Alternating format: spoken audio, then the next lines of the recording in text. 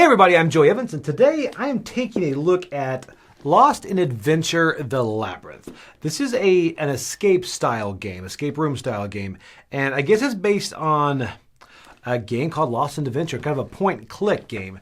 So I was very curious to see how this translates into an escape room style game because I love this genre of games, right?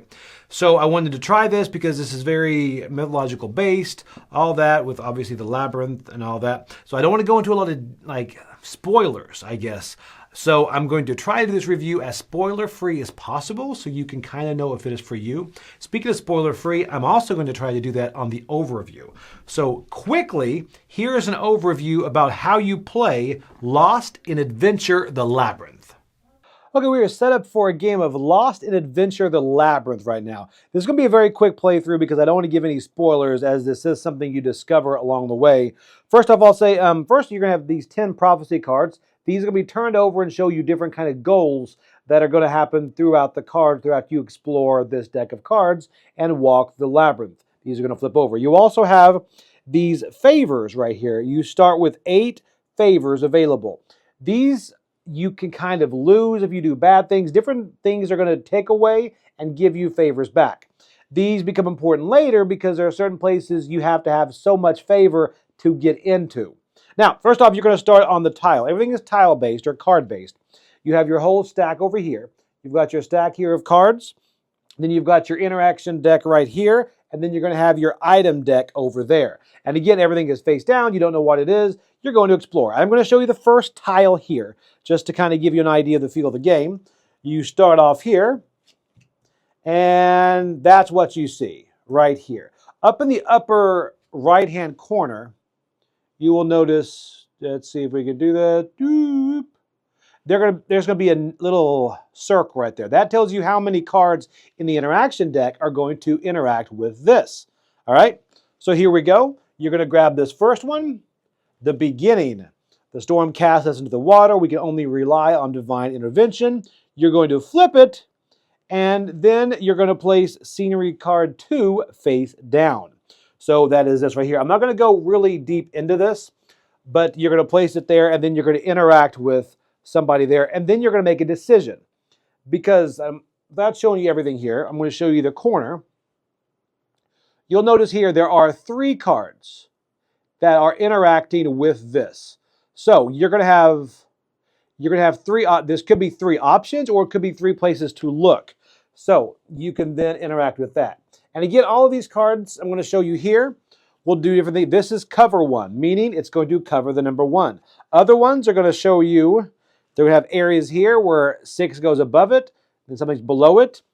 Right here is going to have 6, going to have 7, I guess 8 and 9. So everything here. So it's going to show you how to arrange them. Once you do have these arranged in a grid, you're going to have your little guy here, and he can only move from place to place. You can move over here if there's one here, up here. You can't move through one that's not revealed. So you're going to continue to go and you're going to explore things. You're going to make decisions. That's going to have you grab the interaction deck. One other thing is you're also going to find items. Now, items is kind of the interesting part about this game, one of them. And that is, for example, I will kind of show you the first couple items. You're going to start with, of course, your hand right here. Then another one maybe is going to be a damp torch. All right. So you can find these 2. Later, you're going to find different items like, say, a treasure chest. Now, on the side of the treasure chest are going to be different letters like this. So it could be like, I'm going to try my hand to open it. This is going to tell you what happens if you have your hand opens it. You might have an axe. I'll see what happens when my axe tries to open the treasure chest. Or I'll use a key, and then we'll see what happens when the key opens it. And there's also a possibility of having like a wild. You can use anything else to try to open it. Now that's just one example. It happens with different things, bushes, all these different things can be interacted with, and those interactions change depending on what items you have. So again, without going through it, you are going to look through all of these pictures and you're going to look for different clues that will give you to help you interact with different items. And you're going to go through and you're going to discover the mystery of the labyrinth. And at the end, the way you get your score is you're going to see how many favors you end with, and then you're going to subtract whichever of these prophecies are flipped over and not fulfilled, and that's going to be your score. And that's it. In a nutshell, without as few spoilers as possible. That's how you play Lost in Adventure, The Labyrinth. Okay, so again, that is a very quick overview about Lost in Adventure. I'm not trying to give any spoilers out, so I try to make it as kind of surface as possible. So let's talk about what I thought of the game. First off, I love this style of game. Like I mentioned before, I like the unlock, I like the escape room style games. This does nail that point and click because you do feel like you're kind of moving from square to square. And that's kind of nice. Movement's very simple. One thing this has going for it is we played this as a family. And it's, even my mother was involved. And you could easily just move and try to decide and see which ways you can go. Again, trying to spoil things, they're trying to move around, and there are some barriers you can get through, but things are very visible in how you walk into rooms. And what I do like about rooms is when you go in, you interact with something, it could change the room. So you could actually interact with something that changes the entire room, and then you have to cover that room. So something is no longer there, and it's somewhere else. It's one of those that it has decisions that do change the game. Like all of a sudden it's like, we should have rung that gong first before we went to talk to this guy because now someone came and moved it. It's not an exact situation, but you know what I'm saying. So that is very interesting, but also people can find that very annoying. You're like, ugh. And you kind of have the tendency to backtrack like, well, let's say I would have talked to this guy first, right? So that's one thing I do like. You also study each pictures. It's not as much of, some of the games have like hidden numbers and things. This is not really about that, but this is about finding different items that you can find in there and to use them. Now, let's talk about the item use. The item use for me is one of the highlights of this game because there are certain times you'll walk up to something and be like, okay, what should we put on this? And you have these options, but you don't have the options you really think is going to work. For example, the door, you're like, I don't want to break this antique door. I've got an axe, but let's just wait a little bit and come back to it later and see if we can find a key. And then you go look around and eventually you might find something and then come back. Or you might just say, you know what? Fine, I'm going to the key. Like for instance, there's a dog out there and you've got a dog and one of the options is with your hand, you can reach out and pet it. You take a stick, kind of poke it. Not a good idea with the dog. Not sure why I thought of that. Or you can kind of give a treat and some food and try to get the dog to run away or come to you.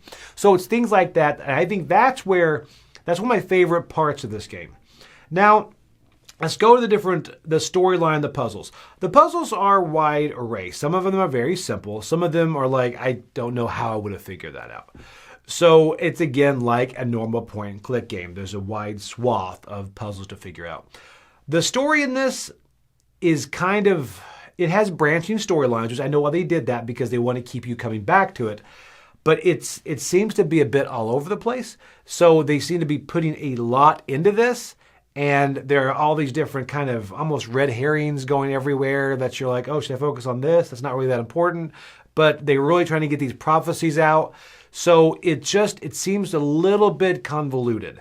So that's one thing I think I like the idea of it, but it could have been streamlined more because all these prophecies pop up. You're like, what am I focusing on? All of a sudden there's this guy. It's like, I don't know. There's just too much going on. So that's one thing that kind of was a hesitation for me. There are also pretty firm rails on where they want you to go on this. That brings me to the replayability on this. I don't know how replayable it is because it's true. When you go through this once or twice, you probably haven't seen everything because there are certain options you did not take. But will the story change enough to make it worth it for you to come back and experience that? I think the time it says is 60 to 90 minutes on this. So is it worth coming back and revisiting at 90 to 120? So an hour and a half to 2 hours. Is it enough to come back? I don't believe so. Because again, and it will take every minute of that 90 minutes to 2 hours. You can save and come back to it later, but that's what it does take. So I don't think so. I think there are other games that do it in 60 minutes, like Unlock, all that type of series. But now that all being said, my family enjoyed it. When we sat there and we played through it, everybody was like, wow, you kind of feel like you accomplished something. First time we played, we did not win. So spoiler alert. But it's a fun way to spend some time as a family. But there are other in the genre that I would probably point to better. But this series is one I will keep my eyes on because I like this one enough to say, okay, I'm listening. What else do you have? I'm coming in at a 6 on this because, again, if you like this whole, not the IP, the whole theme of this, the Labyrinth style mythology thing, you may want to check it out. And if you like the original game, Lost in Adventure, then definitely check it out. But this is Lost in Adventure, The Labyrinth. So try it out. I'm Joey Evans. I'll see you later on the channel.